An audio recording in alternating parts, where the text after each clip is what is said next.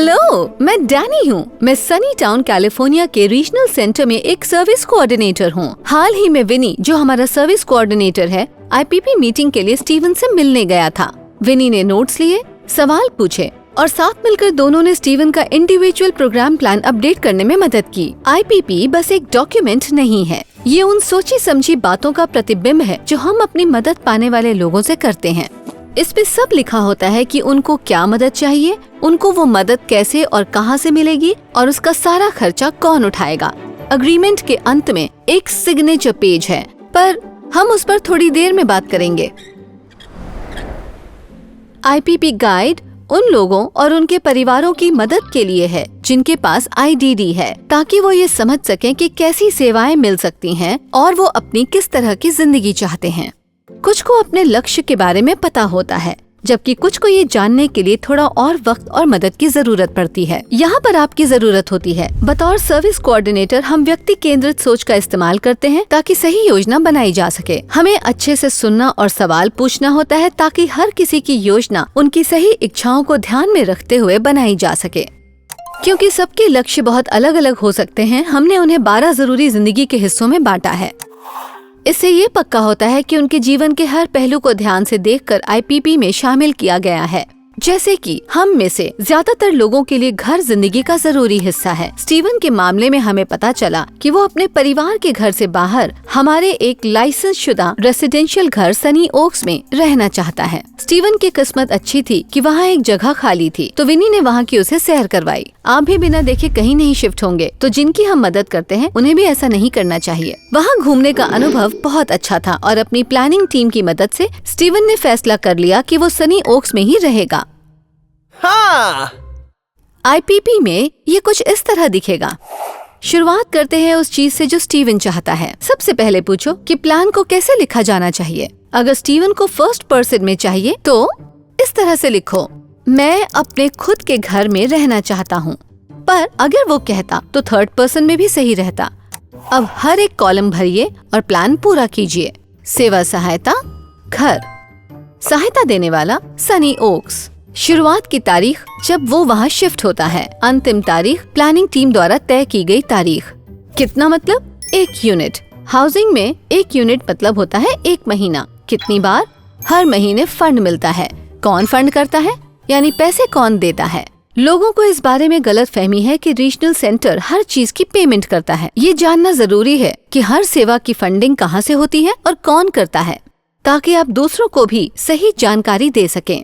चलिए अब हम नौकरी के बारे में बात करते हैं। स्टीवन ठान चुका है कि वो अपनी फेवरेट बेसबॉल टीम का टिकट खुद खरीदेगा, लोगों को खुशी देगा और लैंडस्केपिंग के काम को तो हाथ भी नहीं लगाएगा। विनी ने सोचा कि स्टीवन को बेसबॉल बहुत पसंद है, तो उसे स्टेडियम में काम करने में मजा आएगा। विनी को लगा था कि वो सही सवाल पूछ रहा है, लेकिन उसने कुछ गलत समझा, जिसका नतीजा अच्छा नहीं हुआ। निकल जाओ यहाँ से।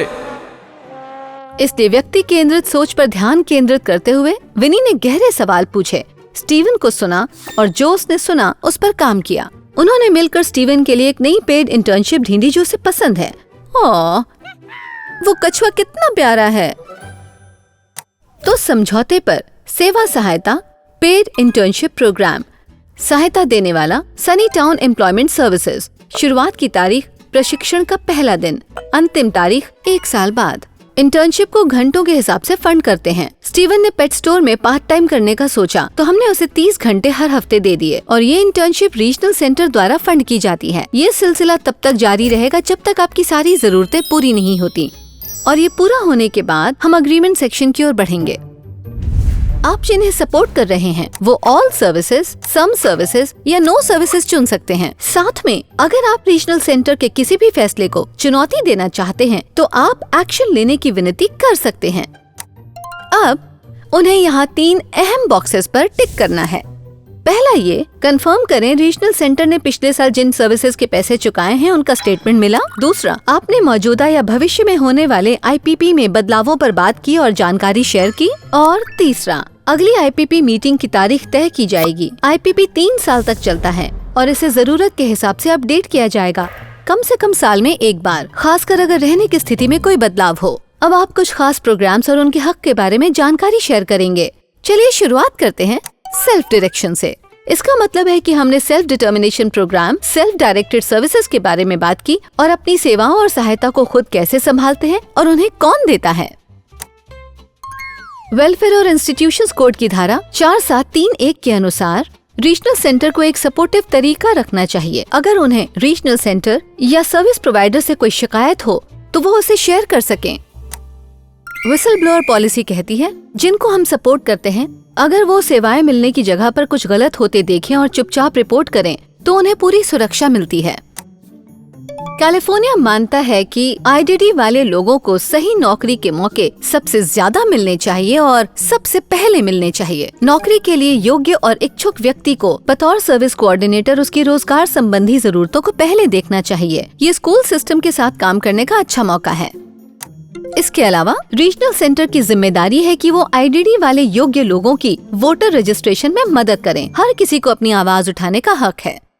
अगर कोई प्रौढ़ व्यक्ति सार्वजनिक परिवहन का सुरक्षित रूप से उपयोग कर सकता है तो रीजनल सेंटर एक ट्रांसपोर्टेशन एक्सेस प्लान बना सकता है। अगर नहीं तो हम काम पर जाने के लिए ट्रांसपोर्टेशन उपलब्ध कराएंगे।